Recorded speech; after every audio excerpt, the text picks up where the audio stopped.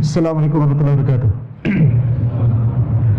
Innal hamdalillah nahmaduhu wa nasta'inuhu wa nastaghfiruh wa na'udzu billahi min shururi anfusina wa min sayyiati a'malina. May yahdihillahu fala mudilla lahu wa may yudlil fala hadiya lahu.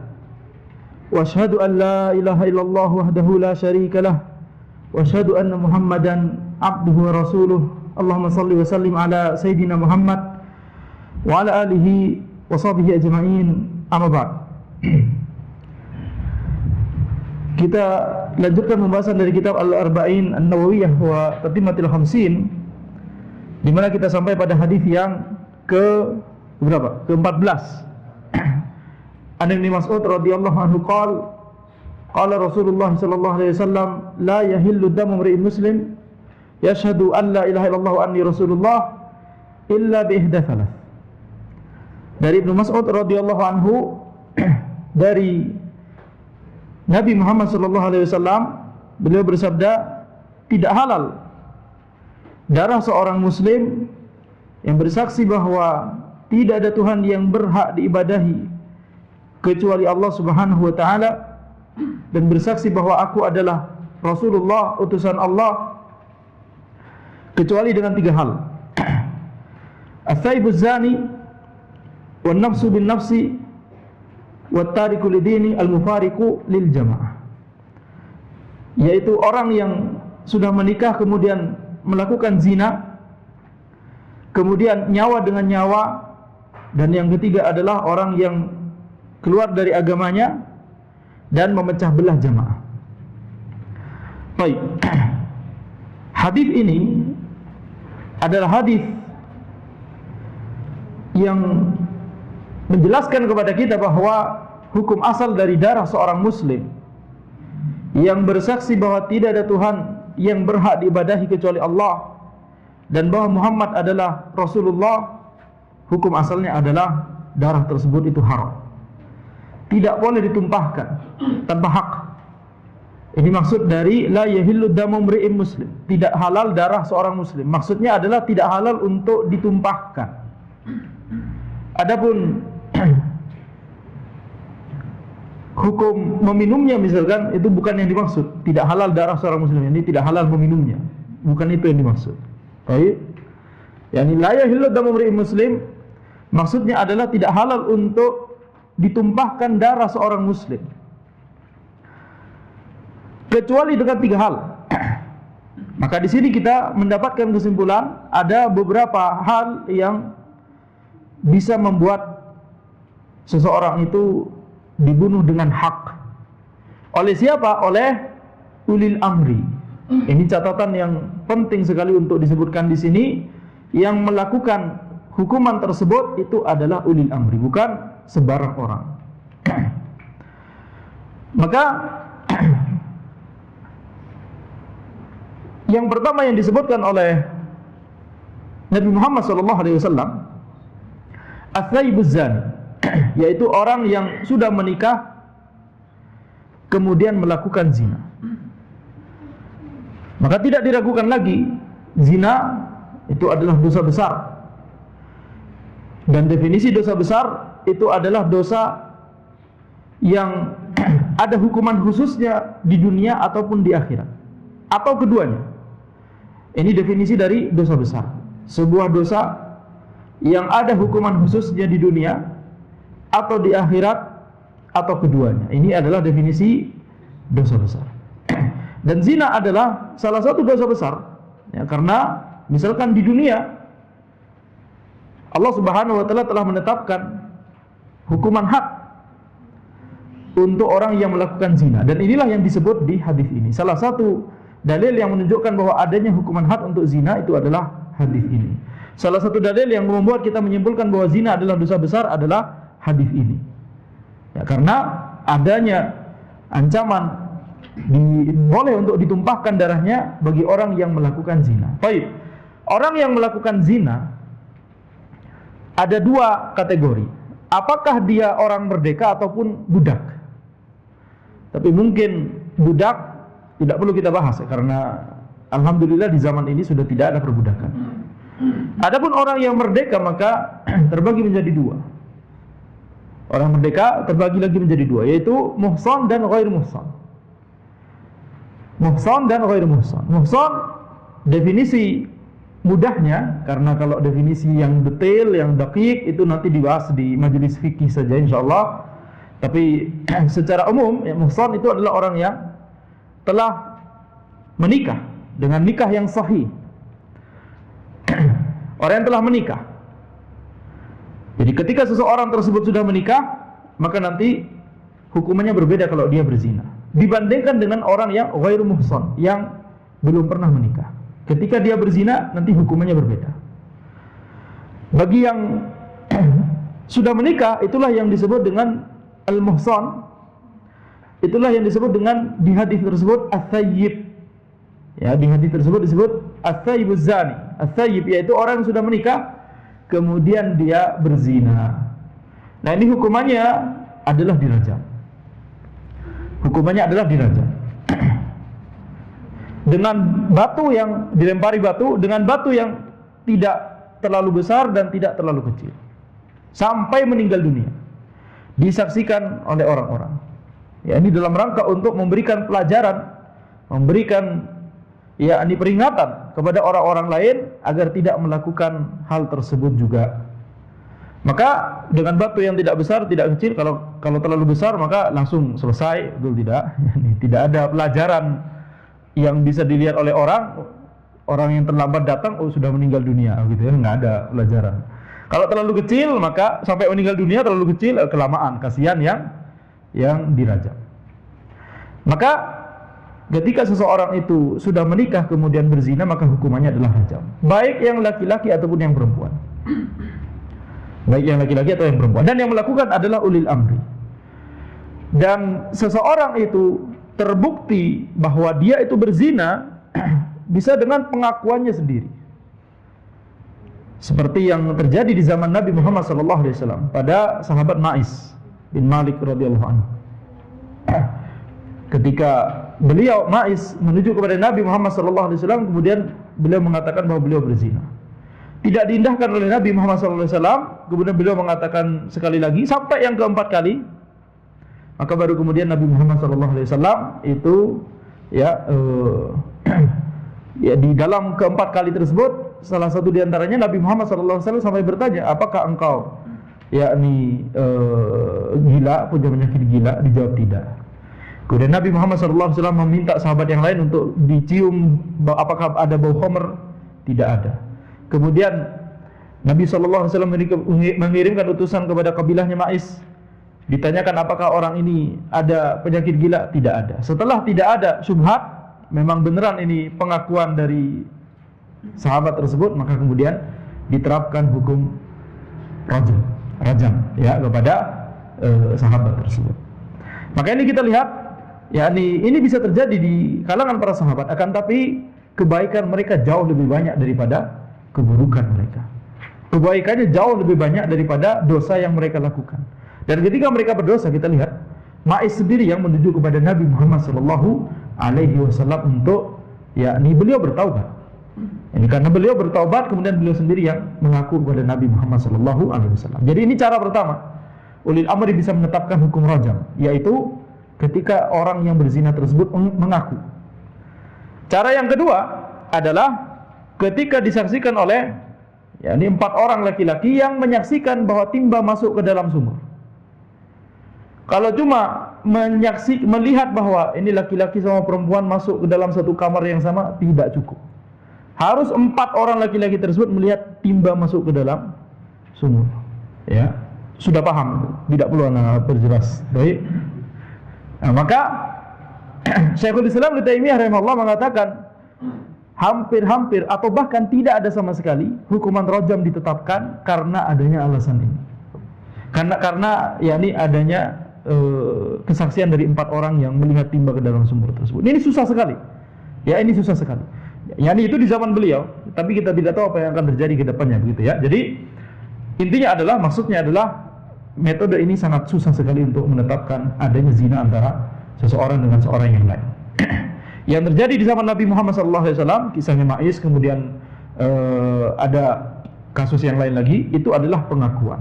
Ya, pengakuan dari yang melakukan, bukan kesaksian dari 4 orang laki-laki. Baik. Maka ini adalah yang pertama yang disebutkan oleh Nabi Muhammad SAW, yaitu Atsaibuz zani, orang yang sudah menikah kemudian berzina. Adapun yang tidak atau belum menikah, jadi di sini yang dimaksud adalah dia sudah menikah walaupun pada saat itu janda atau duda, maka masuk dalam muhsan. Poinnya adalah apakah dia sudah pernah menikah atau tidak. Apakah dia pernah merasakan yakni al-jima' dalam hubungan pernikahan yang sahih atau tidak.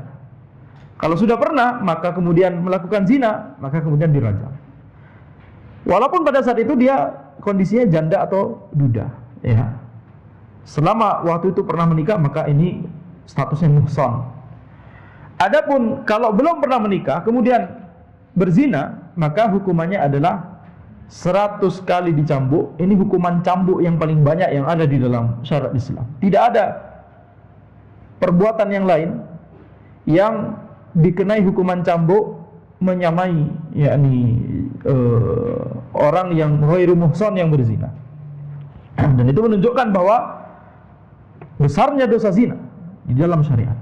Jadi 100 kali dicambuk kemudian diasingkan selama 1 tahun.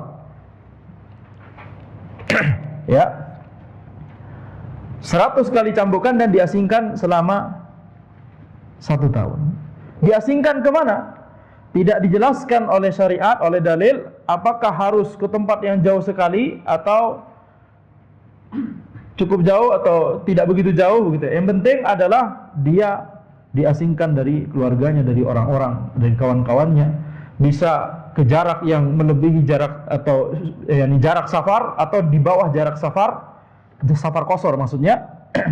Intinya adalah diasingkan selama 1 tahun.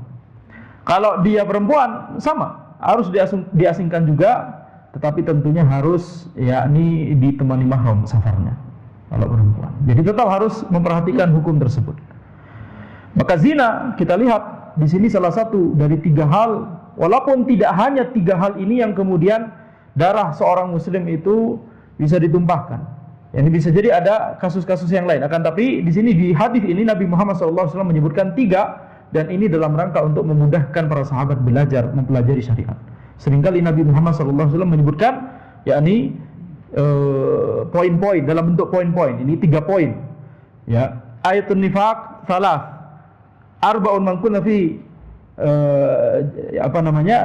tanda nifaq disebutkan ada 3, terkadang disebutkan terkadang ada 4 gitu ya. Jadi ini dalam rangka untuk memudahkan. Nabi Muhammad SAW menyebutkan poin-poin tersebut. Jadi dosa zina saking besarnya di dalam syariat, maka sampai-sampai setiap perbuatan yang bisa menuju kepada zina itu juga dihukumi haram di dalam syariat. Ada dalil, bahkan ada dalil khususnya. Ya seperti misalkan yakni kita tidak boleh ikhtilaf misalkan. Kemudian perempuan tidak boleh safar tanpa mahram. Kemudian juga yakni kita wajib untuk ghaddul basar. Ya, maka ini semuanya adalah dalam rangka saddan lidzari'ah, yakni menutup jalan yang bisa menuju kepada zina. Baik, ini poin pertama. Kemudian poin yang kedua adalah wan nafsu bin nafsi, nyawa dibayar dengan nyawa. Yakni qisas. Yakni qisas. Ini juga adalah salah satu dosa besar yang ketika seseorang itu melakukan pembunuhan kepada orang lain, maka ini juga orang tersebut akan dikenai hukum qisas oleh syariat. Dan ini diantara bentuk yakni hikmah dari syariat. Karena kalau kita lihat di syariat sebelumnya, syariat Nabi Muhammad SAW ini lebih sempurna daripada syariat sebelumnya. Syariat Nabi Musa alaihissalam, maka setiap orang yang melakukan pembunuhan maka langsung dikisas oleh ulil amri. Syariatnya Nabi Isa alaihissalam, orang yang melakukan pembunuhan maka wajib dimaafkan.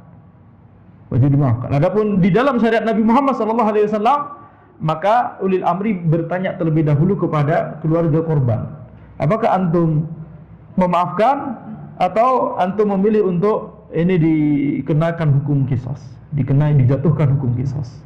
Ada salah satu saja dari keluarga korban yang memberikan maaf, maka hukuman qisas tidak jadi dijatuhkan. Maka ini juga menunjukkan bahwa syariat Nabi Muhammad SAW itu sesuai dengan maslahat, ya, dan pertengahan di antara kedua syariat sebelumnya, syariat Nabi Musa dan syariat Nabi Isa alaihissalatu wassalam. Baik, terkait dosa membunuh, tentunya di dalam syariat kita, di dalam dalil-dalil itu ada beberapa dalil yang, misalkan ada dalil yang menunjukkan bahwa seolah dipahami bahwa dosa membunuh itu bisa membuat seseorang itu yakni kekal di neraka. Ini diantara dalil yang kemudian disalahpahami oleh misalkan orang-orang Khawarij, yang kemudian mengatakan bahwa orang yang melakukan dosa besar itu hukumnya kafir. Contohnya misalkan firman Allah Subhanahu wa taala, "Wa may yaqtul mu'minan muta'ammida." Barang siapa yang membunuh seorang mukmin muta'ammidan, yakni disengaja, bukan yang tidak disengaja. Karena yang namanya seseorang membunuh orang lain, menyebabkan terbunuhnya orang lain, itu bisa jadi disengaja, bisa jadi tidak disengaja. Itu nanti perinciannya lebih jelas lagi di majelis fikih saja. Maka wa may yaqtul mu'mina muta'ammida, barang siapa yang membunuh seorang mukmin dengan sengaja, fajaza'uhu jahannam khalidan fiha, maka balasannya adalah jahannam, dia kekal di dalamnya. Ini firman Allah Subhanahu wa taala. Wa ghadiballahu alaihi, Allah Subhanahu wa taala murka kepadanya, wa la'anahu, Allah melaknatinya, wa addalahu azaban azima, dan Allah persiapkan azab yang pedih kepadanya. Ini kita lihat ada 4 poin yang disebutkan di dalam ayat tersebut, itu semuanya yakni adalah hal-hal yang besar. Allah Subhanahu wa taala memasukkan dia ke neraka jahanam dengan kekal, kemudian Allah murka, Allah melaknatinya, kemudian Allah siapkan azab yang pedih untuknya. Akan tapi para ulama mereka menjelaskan bahwa ayat ini walaupun zahirnya adalah orang tersebut yang membunuh tersebut itu kekal di jahanam, kekal di neraka. Sehingga apa? Kalau kekal di neraka berarti apa? Kufur, betul tidak? Pelakunya kafir. Akan tapi kalau kita melihat dalil-dalil yang lain, maka kita menyimpulkan bahwa orang yang melakukan dosa pembunuhan dengan sengaja itu tidak sampai derajatnya kepada kekufuran. Ya. Contohnya misalkan yakni hadis Nabi Muhammad SAW. Itu ketika Nabi Muhammad SAW menjelaskan ketika ada 2 orang yang yakni bertemu dengan kedua pedangnya masing-masing, dengan membawa pedangnya masing-masing. Idzal taqal musliman bisayfayhima, ya, atau kama qala, ketika 2 muslim itu bertemu dengan masing-masing dengan membawa pedang, fal qatil wal maqtul finnar, maka orang yang membunuh dan orang yang dibunuh itu sama-sama di neraka. Ya, ini maksudnya diancam dengan hukuman neraka. Akan tapi kita lihat Nabi Muhammad SAW tetap menggunakan istilah, tetap menggunakan kata muslim. Ini menunjukkan bahwa kedua orang tersebut yakni tidak sampai hukumnya derajatnya yakni menuju kepada kekufuran. Maka ayat yang tadi kita bahas, kata para ulama, ayat tersebut itu menunjukkan betapa besarnya dosa pembunuhan sehingga haknya harusnya itu adalah kekal di jahanam.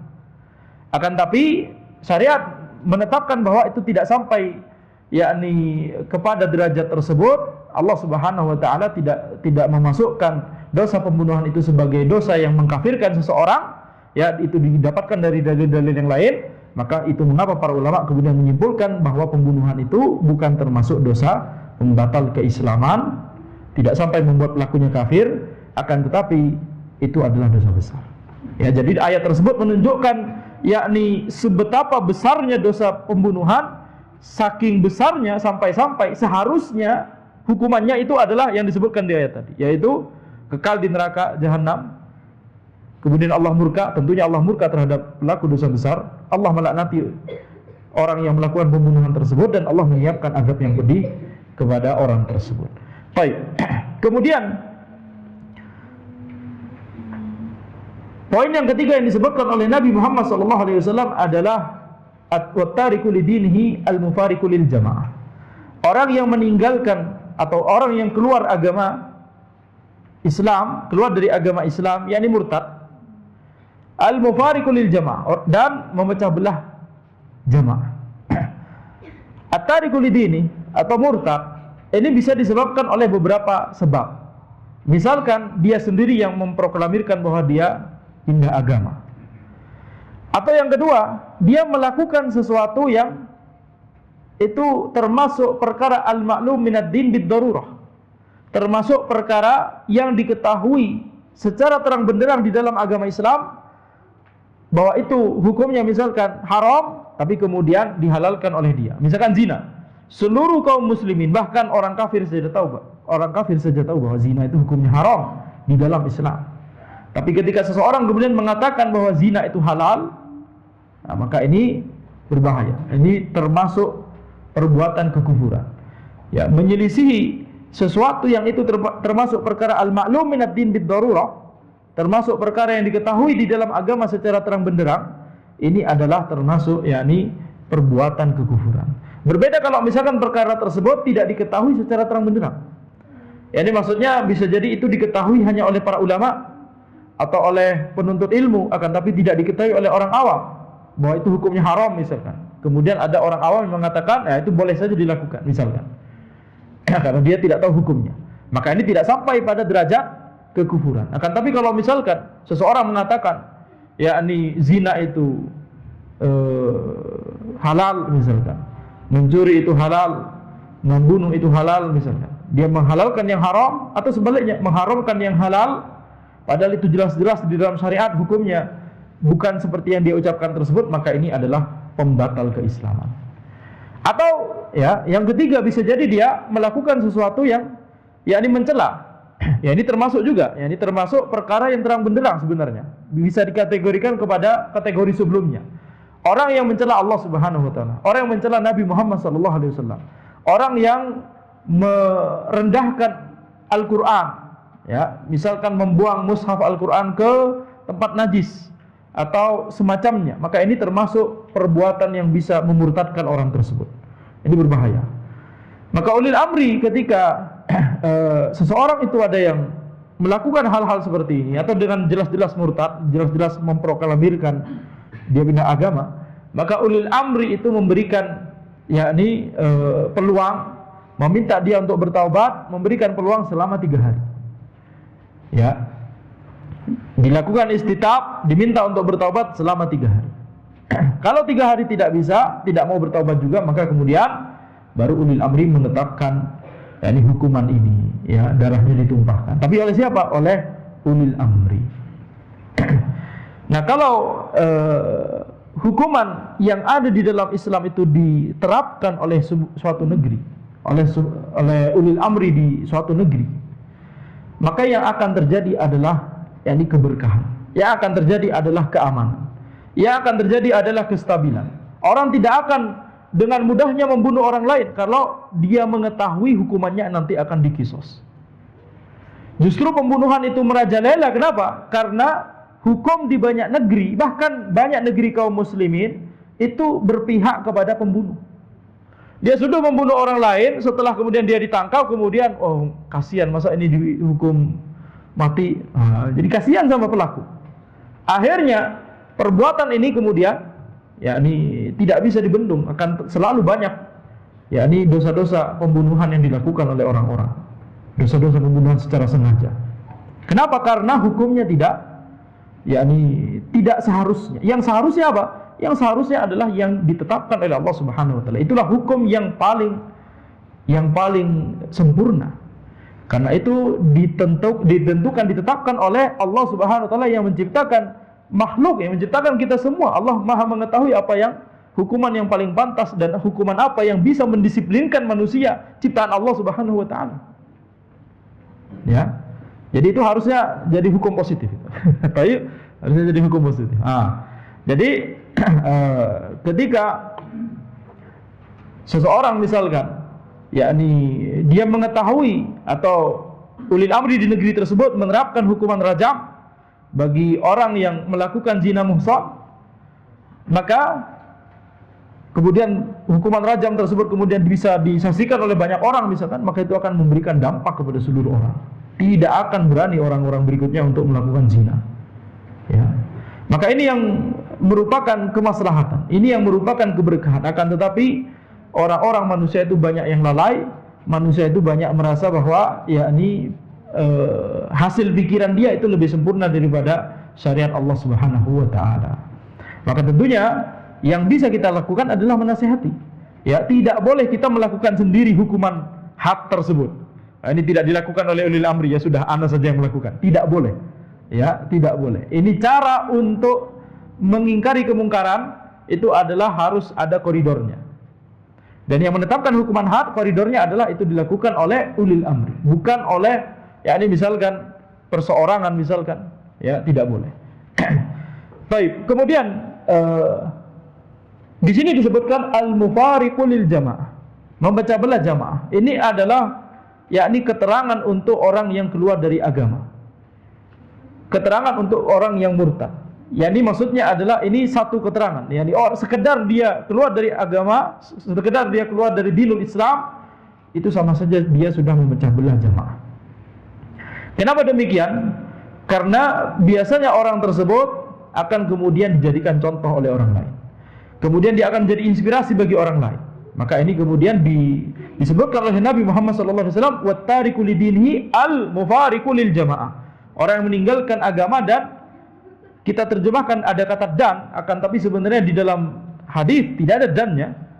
Itu menunjukkan penjelasan kepada, yakni keterangan kepada orang yang keluar dari din, itu otomatis dia yakni memecah belah jamaah.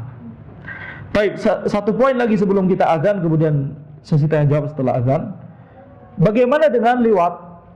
Maka para ulama menjelaskan, ada sebagian ulama misalkan, ini perkara khilafiyah, apakah hukuman had untuk orang yang melakukan liwat itu sama seperti zina, sehingga kita lihat dia muhson atau tidak muhson. Kalau muhson rajam, kalau tidak muhson dicambuk 100 kali kemudian diasingkan 1 tahun. Tapi sebagian ulama yang lain menyebutkan bahwa liwat lebih parah daripada zina. Liwat lebih parah daripada zina, sehingga hukumannya langsung yakni disamakan semua, yaitu hukuman mati. Dan mengapa disebut lebih parah? Karena jelas itu tentunya tidak sesuai dengan fitrah. Kemudian yang kedua yang disebutkan oleh para ulama, kalau misalkan laki-laki dan perempuan, misalkan dia bukan pasangan sahnya, bukan istrinya, misalkan laki-laki berjalan dengan perempuan bukan istrinya, orang bisa mengetahui, orang bisa memberikan nasihat, minimal nanya, ini siapa? Jadi orang tersebut akan yakni ada kontrol sosial, betul tidak? Ketika dia misalkan jalan berdua sama perempuan begitu ya, orang akan bertanya. Minimal dia tidak akan berani untuk berjalan bersama perempuan asing di luar begitu ya. Tapi kalau laki-laki sama laki-laki, di jalan berdua nggak ada yang nanya, ini siapa laki-laki ini? Ya, kawan anak. Habis itu mereka bisa melakukan apa yang mereka lakukan. Ini lebih berbahaya. Tidak ada kontrol sosial. Kalau laki-laki sama perempuan kan yang tadi kita sebutkan. Tapi kalau laki-laki dengan laki-laki, perempuan dengan perempuan, nggak bisa. Ini lebih parah daripada zina. Makanya sebagian ulama mengatakan, khalas, hukumannya sama semuanya itu, yang ditumpahkan darahnya oleh ulil amri, ya, oleh ulil amri. Baik, mungkin azan terlebih dahulu sebelum kita sesi tanya jawab.